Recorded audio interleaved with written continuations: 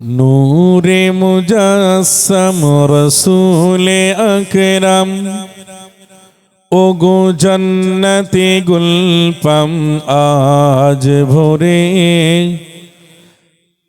আসছে মা আমিনার ঘরে, আসছে মা হালিমার ঘরে। নূরে মুজাসসাম রসূলে আকরাম ওগো জান্নাতে গুলপাম আজ ভোরে আসছে মা আমিনার ঘরে, আসছে মা হালিমার ঘরে। আল্লাহুম্মা সাল্লি আলা।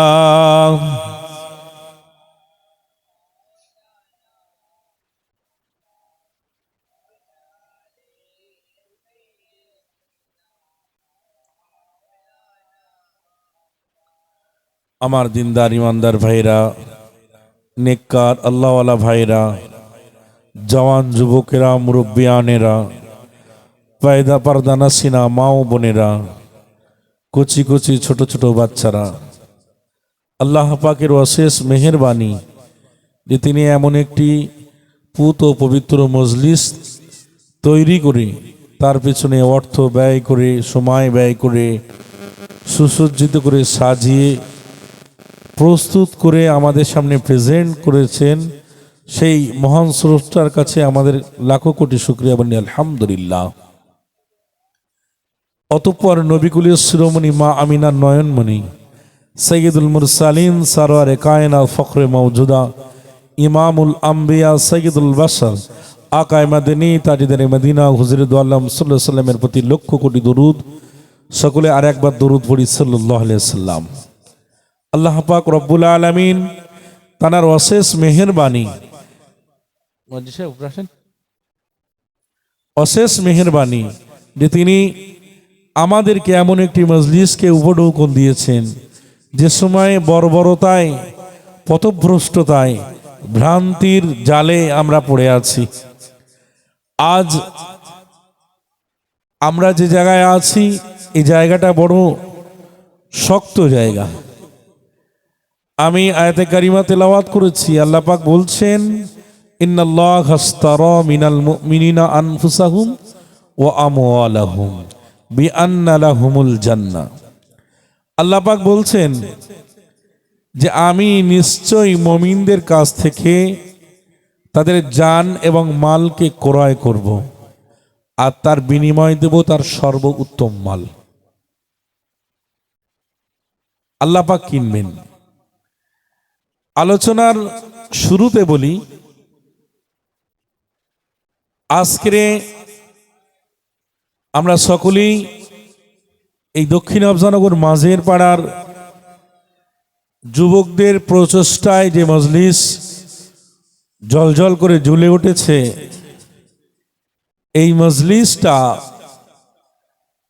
এমন একটি মজলিস যে মজলিসকে ইগনোর করলে গুনাহ হবে। এবং একটা জিনিস আজ স্বচ্ছভাবে পরিষ্কার, দিনের আলোর মতো পরিষ্কার, যে মানুষ ভবিষ্যৎকে চাপা দিতে চায়, বর্তমানে একটু হেসে খেলে আনন্দ করবে এটাই চাই। যে আজ 200 টাকা উপার্জন করেছি, 50 টাকা অর্থাৎ 50 গ্রাম ডাল, মসুরির ডাল আর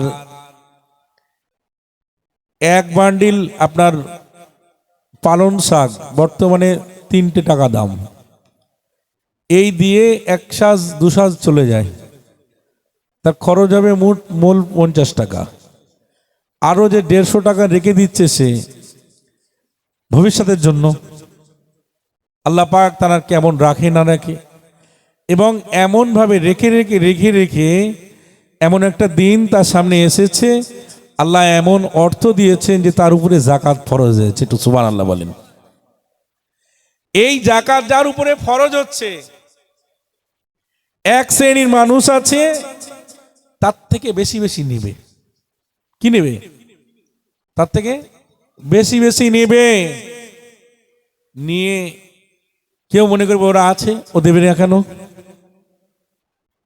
কথা বুঝতে পারেননি? ওরা আছে, ও দেবে না কেন?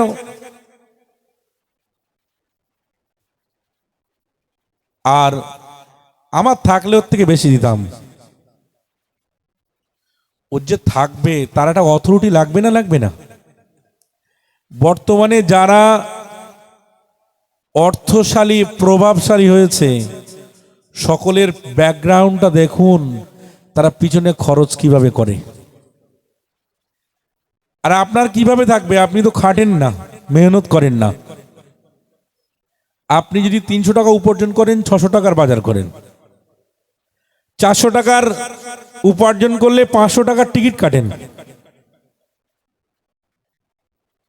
আপনার বাজার হওয়ার আগে সপ্তাহে 4 দিন কাজ করেন, আপনার 2000 টাকা ইনকাম হলে আপনার টার্গেট থাকা উচিত আপনার ওই সপ্তাহে 1000 টাকার ভিতরে আপনার চালানো। আপনি তো একদিনে 1000 টাকা টিকিট কেটে বসেন। তাহলে যার যাকাত ফরজ হয়েছে তার থেকে হিংসা করে লাভ হবে কি? যে হজ করতে গিয়েছে বলছে 100 बिल्ली 100 चुहा खा के अभी हज करने निकला, বিড়াল 100 ইঁদুর খেয়ে এখন হজ করতে গিয়েছে। তো হজ করতে গিয়েছে, সে যে টাকাটা রেখেছে কিভাবে রেখেছে জানেন? হয় তার পিছনে তার পরিশ্রম আছে, অন্যথায় তার পিতার পরিশ্রম আছে, আর না তো তার দাদার পরিশ্রম আছে। এক কথায় বর্তমান ইনকাম অফ সোর্সের যা পজিশন, তাহলে সে কোনো ব্যক্তি যদি সহনশীলভাবে হাতে কলমে আঙুল গুনে গুনে হিসাব করে, তো আমার মনে হয় 95% মানুষের যাকাত ফরজ হবে। কত পার্সেন্ট বললাম? 100-র ভিতরে 95 জনের উপরে। আর যদি বিধম খরচ হয় তাহলে মোটা ভাত মোটা কাপড় তার জুটে যাবে। আর সে যদি জুয়াখোর হয়, টিকিটখোর হয়, গাঁজাখোর হয়, মদখোর হয়, আর যদি ফাঁকিবাজ হয়, অলস নাম্বার 1 হয়, তার বাড়িতে চাল থাকবে? সরকার প্রত্যেক মাসে 5 কেজি করে চাল দিচ্ছে মাথা পিছু, আবার মেয়েদের 1000 করে টাকা। ভালো করে ভাববেন কোন জমানায় আছি আমরা। এই পরিস্থিতিতে যাকাত কাকে দিবেন? কথা বলুন। সে যাকাত নিতে পারবে? সরকার থেকে কতটা পেল? 5 কেজি চাল, আবার 1000 টাকা। আর একটা বৃদ্ধ থাকলে পুরুষ, সে 1000 পেল, তাহলে 2000 হয়ে গেল। আলোচনা খুব সুন্দরভাবে বুঝতে হবে। এই পয়সার কোনো মূল্যায়ন নেই মানুষের কাছে। মানুষ টোটাল ডিপলি ভাবা ছেড়ে দিয়েছে। একমাত্র ভাবে কোথায় জানেন? কারা ভাবে জানেন? একমাত্র ভাবে যে আজকে 100 টাকার টিকিট কাটবো, যদি 40,000 বাদে 40টা দিন তো ভালোভাবে যাবে। কিন্তু আমি লিখে দিতে পারি 40,000 না 40 লাখ টাকা পড়লেও তার 40 দিন ভালো করে যাবে না, 40 দিন যাবে না। ওগো আমার ভাইয়েরা, জওয়ান যুবকেরা, মুরব্বিয়ানেরা, ওগো পর্দানশীনা মা ও বোনেরা, ওগো আমার বুজুর্গানে দিন, ওগো আমার হুজ্জাজে কিরাম গণেরা, কানটা খুলে শুনে নেই। আল্লাহ পাক রব্বুল আলামিন আমাদের বড় দয়া করে, মহব্বত করে, ভালোবেসে এই সুন্দর পৃথিবীতে পাঠিয়েছেন। আমার আল্লাহ বলে দিয়েছেন, আমি তোমাকে আলামে আরওয়ায় রেখেছিলাম, আমি তোমাকে দুনিয়ার জমিনে পাঠাচ্ছি। তুমি কিছু মাল সামান ক্রয় করো, তুমি কিছু নেক আমল উপার্জন করো, ইমানটাকে মাসাইয়ান করো, আল্লাহ রসুলের হুকুমটা সুন্দরভাবে মেনে নিজের জিন্দগিটা বসর করো। করার পরে তোমার যে জানটা তৈরি হবে সেই জানটা বেগুনা মাসুম হবে। ওই জানটা আমি আল্লাহ আমার কাছে পছন্দ। ওই জানটা যখন আমার কাছে নিয়ে আসবে ওই জানটাকে আমি আল্লাহ ক্রয় করব। আল্লাহ পাক বলছেন ইন্নাল্লাহা আশতারা মিনাল মুমিনিনা আনফুসাহুম ওয়া আমওয়ালাহুম বিআন্না লাহুমুল জান্নাহ। আমি আল্লাহ মুমিনদের কাছ থেকে তাদের জান এবং মালকে ক্রয় করব, তাদের বিনিময় দেব দয়ার জান্নাত। একটু জোরে বলুন। তাহলে কথাটা আমি যেটা বলতে চাইছি মূল কথা, সেই কথাটা কি জানেন? বাপের শাল আর আমার জুতো। মূল কথাটা হচ্ছে এই, বাপের শাল আর আমার জুতো। আব্বাজির ওরার সাথে আমি একটা শাল পেয়েছি, শালটার দাম ৩,০০০ টাকা। আমার নিজের গাড়ির থেকে একটা আড্ডা কোম্পানির মনে করেন জুতো কিনেছি ৭০০ টাকা দিয়ে। বাপের ওরার সাথে যে শালটা সেটা আমার গায়ে। আর আড্ডা কোম্পানি খুব ব্র্যান্ড একটা কোম্পানি, বিদেশি কোম্পানি। এই কোম্পানির জুতোটা আমি নিয়েছি, ধুলো লেগে গেছে, কি দিয়ে মুছবে খুঁজে পাচ্ছে না, দিল মুছে। বাপের শাল আমার জুতো। আরে বে জানে না জুতোর মর্যাদাটা কোথায় আর শালের মর্যাদাটা কোথায়। শালটার দাম কত আর জুতোটার দাম কত। এই জন্য মুছলো যে জুতোটা ও নিজে কিনেছে আর শালটা ওর সাথে বাপের টাকায়। ওগো আমার মেয়েরা, জওয়ান যুবকেরা, ও পয়দা নাসিরা মা ও বোনেরা, কানটা খুলে শুনে নেই। রসুল আমার 1400 বছর আগে দিনে ইসলামটাকে এত সুসজ্জিত করে সাজিয়ে, এত সুন্দর করে সাজিয়ে আমাদের সামনে প্রেজেন্ট করেছেন। আমাদের জাহান্নামের ভয় দেখিয়েছেন, দিনের প্রত্যেকটা হুকুমকে সুন্দরভাবে বুঝিয়েছেন। ও আমার ভাইয়েরা, জওয়ান যুবকেরা, আল্লাহ পাক রব্বুল আলামিন রসুলের কাছে 23 বছর ধরে কালামুল্লাহ শরীফকে এত সুন্দর করে পাঠিয়ে, এত সুসজ্জিত করে পাঠিয়ে পরস্পর পাঠিয়েছেন, পায়দার পে পাঠিয়েছেন, সেক্টর বাই সেক্টর পাঠিয়েছেন। আমার আল্লাহ পাক রব্বুল আলামিন তার বান্দা বান্দীদেরকে বড় ভালোবাসেন বলে সুন্দর করে সাজিয়েছেন, সাজিয়ে পাঠিয়ে রসুলের কাছে দিয়েছেন। রসুল আমাদের কাছে গুছিয়ে দিয়েছে, তার কোনো মূল্য মর্যাদা নাই। আজ আমি শুধুমাত্র টাকা 200 400 500 কিছু টাকার জন্য নিজের ঈমান আমলকে ব্যয় করে বাপের শালের সাথে নিজের জুতোর তুলনা করে দিলাম।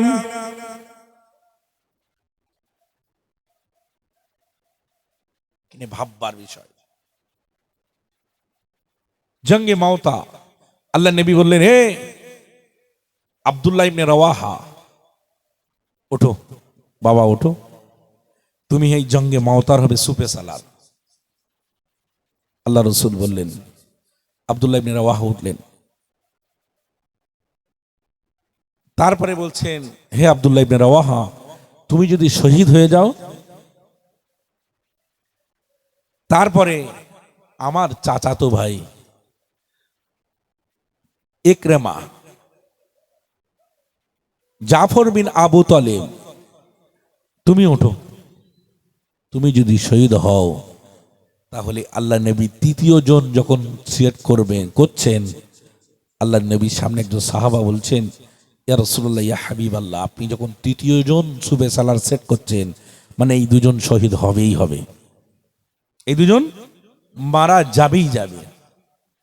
আচ্ছা বলুন, যাদের দুজনকে আল্লাহ নবী দাঁড় করাচ্ছেন আর দুজন মারা যাবেন ফাইনাল, কে বলছেন? রসুল। কারণ সেই নবী বলেছেন, আল্লাহুম্মা সাল্লি আলাইহি কালবাম মিন কিলাবিকা, আইয়া রাব্বি আল্লাহ, আপনি কুকুরদের ভিতর থেকে উতবার সাইবাদেরকে নিযুক্ত করে নেন, যারা রসুলের কন্যাদেরকে বিবাহ করে তালাক দিয়েছিল, রসুলকে গালি দিয়েছিল। আল্লাহ রসুল তাদেরকে দোয়া দিয়েছিলেন, আল্লাহুম্মা সাল্লি আলাইহি কালবাম মিন কিলাবিকা, ইয়া রাব্বি আল্লাহ, তুমি তোমার কুত্তাদের ভিতর থেকে এই কুত্তাদেরকে নিযুক্ত করে নাও। শাম দেশে ব্যবসা করতে গিয়েছিল উতবা সাইবা, সমস্ত মাল দিয়ে ঘিরে, অনেক লম্বা চওড়া ঘটনা, সমস্ত মাল দিয়ে ঘিরে বাঁচার চেষ্টা করেছিল, পারেনি। সমস্ত মাল দিয়ে তো উতবা সাহিবাকে ঘিরেছিল, তার উপরে উতবা সাহিবাকে শুইয়ে দিয়ে ওর উপরে মাল চাপা দিয়েছিল, দিয়ে ধারে আরো লোক লস্কর সবাই শুয়েছিল। কিন্তু বাঘ সকলকে ছেদ করে ভেদ করে মাল সরিয়ে উতবার সাহিবার জান সহ তার গোস্ত আর তিল কলিজা খেয়ে গিয়েছিল। কারণ কে বলেছিল? রসুল। আল্লাহ নবীকে আমিন বলা হতো, সদিক বলা হতো। রসুল বলেছিলেন, যার প্রত্যেকটা কথা স্বর্ণ করে লেখার মতো। তিনি বলছেন, এ আব্দুল্লাহ ইবনে রওয়াহা, জাবর ইবনে আবু তালিব, তোমরা জাঙ্গে মাউতায় যাবে, তুমি সুফে সালার। আব্দুল্লাহ ইবনে রওয়াহা, তারপর জাফর ইবনে আবু তালিব, তুমি সুফে সালার। বললেন, তৃতীয় ব্যক্তি যখন সেট করছেন, সাহাবায়ে কেরামরা বলছেন এরা দুজন গিয়েছে, শহীদ হয়ে গিয়েছে। আচ্ছা বলুন, আমরা যারা এই জলসা দিয়ে আত্মীয় স্বজনের নিয়ে গল্প করছি বসে বসে এখন, বা বাদামের দোকানে বসে বসে বাদাম খাচ্ছি, বা বাজার লেগেছে, সেটা অনুভব, তার যে স্বাদ, টেস্ট, জায়গা আছে, এটাকে অনুভব করছি।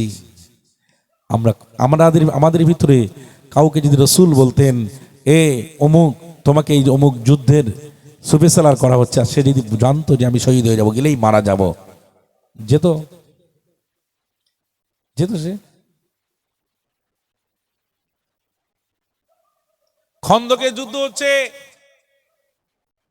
হযরত জাবির রাদিয়াল্লাহু তাআলা আনহুর বাড়িতে এসেছেন কিছু সাহাবা, আল্লাহর নবী সহ। খন্দক খোঁড়া চলছে, রাসূল আমার জাবিরের কাছে এসেছেন। জাবির, কিছু মেহমান এসেছে আল্লাহর তরফ থেকে, এদের খাওয়ার ব্যবস্থা করো। ইয়া রাসূলুল্লাহ, ইয়া হাবিবাল্লাহ, খাদ্য নাই। আল্লাহ রাসূল বললেন, চাক্কি পিসবো আমি, আর তুমি আটাটা নিয়ে তোমার স্ত্রীর কাছে দেবে, তোমার স্ত্রী রুটি তৈরি করে যাবে। আল্লাহ রসুল চাকি পিসছেন, চাকি পিষে যাচ্ছেন, আটা বার হচ্ছে, রসুল আটাগুলো দিচ্ছে, জাবির রাদিয়াল্লাহু তাআলা আনহু নিয়ে স্ত্রীর কাছে দিচ্ছেন, স্ত্রী রুটি বানিয়ে যাচ্ছেন, সাহাবারা খেয়ে যাচ্ছেন। কিতাবের ভিতরে পাওয়া যায়, ও জওয়ান যুবকেরা, মুরব্বিয়ানেরা, পর্দানা সিনেমা ও বোনেরা, কানটা খুলে শুনে নেই। হযরত জাবির রাদিয়াল্লাহু তাআলা আনহুর বাড়িতে রাসূল আমার চাক্কি পিষিতে আটা বার করেই যায়। এমন করে সমস্ত সাহাবায়ে কেরামদের সেই আটার রুটি খেয়ে পেট উদরপূর্ণভাবে ভর্তি হয়ে যায়। কিতাবের ভিতরে পাওয়া যায়, হযরত জাবির রাদিয়াল্লাহু তাআলা আনহুর একটি ছাগল ছিল, সেই ছাগলটা জবাই করা হয়, সেই ছাগলের গোশত দিয়ে আর রুটি দিয়ে খাওয়ানো হয়। ও আমার ভাইয়েরা, জওয়ান যুবকেরা, ওগো আমার পর্দার নসিনা মা বোনেরা, হযরত জাবির রাদিয়াল্লাহু তাআলা আনহু তাদের খাওয়ার ব্যবস্থা করেছেন।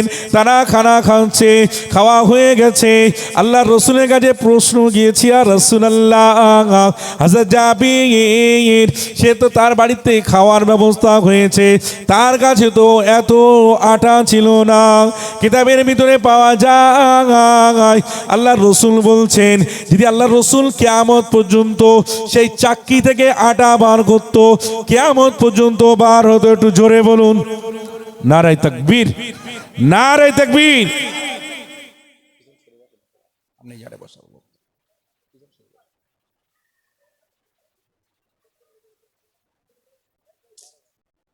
কি ডিস্টার্ব করো, হুজুর ভাই করবেন আসছে।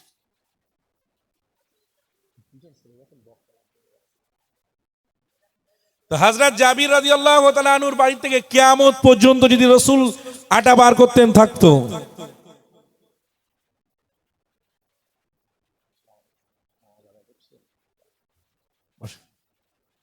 রাসূল আমার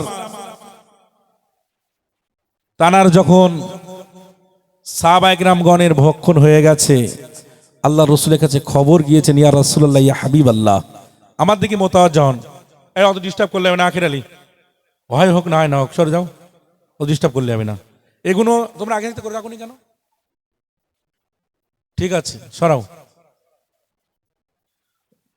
আল্লাহ রসুলের আল্লাহ রসুল যখন মেহমান হয়েছেন, নিজের বাড়ির সন্তান ইন্তেকাল হয়ে পড়ে গেছে। কে? হযরত জাবির রাদিয়াল্লাহু তাআলা আনহুর ছোট্ট বাচ্চা ইন্তেকাল হয়ে পড়ে আছে। রসুল মেহমান করেছেন বলে সাহাবা চেপে দিলেন যে আল্লাহর রসুল এসেছে, আমার বাড়িতে আসেন না, চেপে দিলেন। যাই হোক, আমার পরবর্তী বক্তা এসে গেছেন। ভাই, আমার মূল উদ্দেশ্য আমি যেটা বলতে চেয়েছি, আমরা সকলেই ঈমানদার, আর আল্লাহ পাক বলেছেন ঈমানদারদের জানটা ক্রয় করবে। কাদের জান? একটু কথা বলুন না, একটু মুখটা খুলুন তো। আপনি একটু মুখটা খুলে বসুন। আপনার মুখ না দেখলে কিয়ামতের দিন যদি আল্লাহ আমাদের তোলে, তো চিনব কি করে আপনার? আল্লাহ পাক বলেছেন ইন্নাল্লাহা আশতারা মিনাল মুমিনিনা আনফুসাহুম ওয়া আমওয়ালাহুম বিআন্না লাহুমুল জান্নাহ। আজকে আমরা লঙ্কা বিক্রি করি, আর উচ্ছে বিক্রি করি, আর শসা বিক্রি করি, ক্ষীর বিক্রি করি, আর আপনার পটল বিক্রি করি। তার বিনিময় কি নেই? কিছু অর্থ, ইন্ডিয়ান প্রযোজ্য কিছু রুপি মানি, টাকা। তো এইটা নিয়ে আমরা কি করি? আমাদের অন্য প্রয়োজনীয়তাগুলো মিটাই। কিন্তু আল্লাহ পাক বলছেন আমি মুমিনদের কাছ থেকে তাদের জানমালটাকে কিনবো কিয়ামতের দিন। তার বদলে তাকে কি দেবো জানেন? শুনবেন, আল্লাহ বলছেন বিআন্না লাহুমুল জান্নাত, তার বদলে জান্নাত দেব। নেবেন আপনারা? খুশি? টাকা দেবেন না? বলো, দেবেন আল্লাহকে? কথা বলেন, দেবেন? আল্লাহ আমার আপনার জানটাকে কিনবেন কিয়ামতের দিন, তো তার বদলে আমার আল্লাহ কোনো টাকা দেবেন না, কোনো সোনা গয়না হিরে জাহরাত কিচ্ছু দেবেন না, জান্নাত দেবেন। নেবেন? সকলে বলি ইনশাআল্লাহ আমরা আমাদের নিজেদের জান মালকে আল্লাহর কাছে বিক্রি করতে রাজি। একটা ছোট্ট হাদিস তেলাওয়াত করেছিলাম। আল্লাহ রসুল বলছেন মান তামাসাকা বিসুন্নতি ইনদা ফাসাদি উম্মাত। আচ্ছা, এখন কি ফাসাদি উম্মাত বলে মনে হচ্ছে? এখন রাস্তা দিয়ে এসছি, হাজার কি বলা যায়, 100 ইয়াং মিলিয়ন, সকলেই মুসলিম। মুসলমান না হলে কোনো হিন্দু ভাইরা এসেছে? থোড়ি, কেউ আসেননি। কিন্তু এই জায়গাটা কেউ আসছে না কেন বলেন? এই জায়গাটা আসার টাপ আছে, কষ্ট আছে। তাই এটা ফাসাদে উম্মাতের ভিতরে এই সময়টাই কেউ যদি একটি সুন্নত আঁকড়ে ধরে আল্লাহ রসুলের, তার 100 শহীদের সমান সওয়াব। একটু জোরে বলবেন না? যে কেউ বলেছে, রসুল বলেছেন জানার প্রত্যেকটা কথা স্বর্ণ করে লিখে রাখার মতো কথা তিনি বলেছেন। তাই আমার শ্রদ্ধাভাজন, আমি সময় নিচ্ছি না, আল্লাহ রসুলের সুন্নতের পাবন্দি করতে হবে, আর নিজের জানটাকে এমন পবিত্র বানাতে হবে, এমন ঈমান নেককার জান, আমলি জান, যে আল্লাহ যেন পছন্দ করেন আমার জানটাকে, আর তার বিনিময়ে যেন তারা দয়ার জান্নাতটা একটু দেন। সকলে বলি। তাই আমার ভাই এসে গেছেন, একটু দরুদ শরীফ পড়ি। আল্লাহুম্মা সাল্লি আলা। এখনো যারা এদিকে সেদিকে আছেন সকলেই চলে আসেন। আমার পরবর্তী বক্তা ভাই, তিনি গত বছর আমাদের কাছে ছিলেন। আমি মাশওয়ারা দিয়েছিলাম যে ভাই তার যুক্তি আলোচনা এবং কোরআন ও হাদিসের ব্যাখ্যা খুবই সুন্দর, বর্তমানে যুগ উপযোগী। তো ভাইকে আমরা দ্বিতীয়বার পেয়েছি, আলহামদুলিল্লাহ। তো মূল্যবান আলোচনা তিনি আমাদের জন্য আমাদের এখানে পেশ করবেন ইনশাল্লাহ। তা যারা এখনো এদিকে সেদিকে আছেন, কমসে কম এই পাড়াবাসী গ্রামবাসী আপনারা এখনো দূরে থাকবেন না। আমরা নাই ঘরকা মুরগি ডাল বারাবার, বাড়ির ইমাম প্রত্যেক জুমায় শুনছি, জলসা জুলুস হলে, ছোট ছোট মিলাদ হলে শুনছি, কিন্তু সেই সুদূর মধ্যম গ্রাম বারাসাত থেকে এসেছেন ভাই। তো আমরা আর দেরি না করে আমরা সকলে একটু চলে আসবো, আর কমিটিদের বলবো পিছনের চটগুলো একটু পেরিয়ে দিতে। আমি আরো একটু দরুদ শরীফ পড়বো, যারা এদিকে সেদিকে আছেন সকলেই চলে আসবেন। আর দরুদ শরীফ পড়েন না। আল্লাহুম্মা, এই চটগুলো বাদ হয়ে ছেলেরা।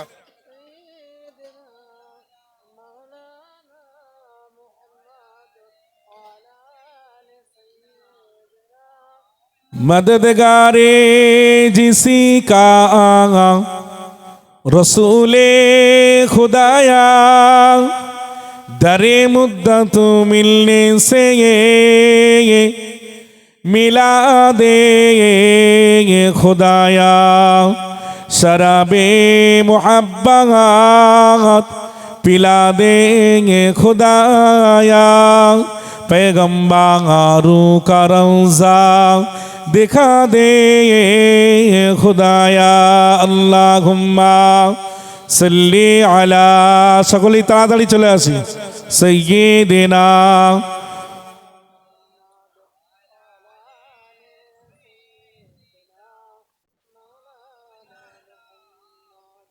अपने आँखों के पुतली में जलवा है मोहम्मद का तेरे घर के आईना में नक्शा है मोहम्मद का कोई जन्नत में जाएगा कोई दोज़ख में पहुँचेगा मदीने की तरफ दौड़ेगा दीवाना मोहम्मद का अल्लाहुम्मा सल्ली अला इब्राहिम भाई बसो सकली बसो जाए ताड़ाताड़ी व अला आली सय्यिदिना এখন আলোচনা রাখছেন জনাব হযরত মাওলানা হাসানুজ্জামান ভাই সাহেব তিনি তশরিফ নিয়ে এসেছেন সুদূর বারাসাত মধ্যমগ্রাম থেকে তানাকে আমরা দ্বিতীয়বার চুজ করেছি নিশ্চিত তিনি খুব সুন্দর আলোচনা রাখেন এবং আমরা এটাই আশাবাদী প্রত্যাশাবাদী যে ভাই তিনি আলোচনা রাখবেন খুব সুন্দর আমরা আর দেরি না করে এদিকে সেদিকে না থেকে আত্মীয় স্বজনদের সাথে সময় না ব্যয় করে তাদেরকে নিমন্ত্রণ করেছি জলসার উদ্দেশ্য করে গল্প করার জন্য নয় তাদেরকে নিমন্ত্রণ করেছি জলসার নাম করে আপনি রসুলের আলোচনা শোনাবেন বলে নিমন্ত্রণ করেছেন আর আপনার আলোচনা শুনিয়েই যাচ্ছেন এটা বহুত বড় এটা আল্লাহর রসুলের সাথে আপনার বহুত বড় একটা দুশ্মনী হয়ে যাচ্ছে তাই এত সুন্দর করে সুসজ্জিত করে সাজিয়ে এত সুন্দর মজলিসটা অর্ধেক পূরণ হবে আর হাফ ফাঁকা থাকবে আর আপনি বাড়িতে বসে থাকবেন এটা বহুত আল্লাহ রসুলের সাথে মোহাব্বতের সাথে একটা তাজার একটা ঝামেলা ঘটে যাচ্ছে তো সেদিকে খেয়াল করে আর কেউ বাড়ি থাকবেন না সকলেই যথাসময় চলে আসবেন ইনশাআল্লাহ এখন জলসা শুরু করছেন ভাই সাহেব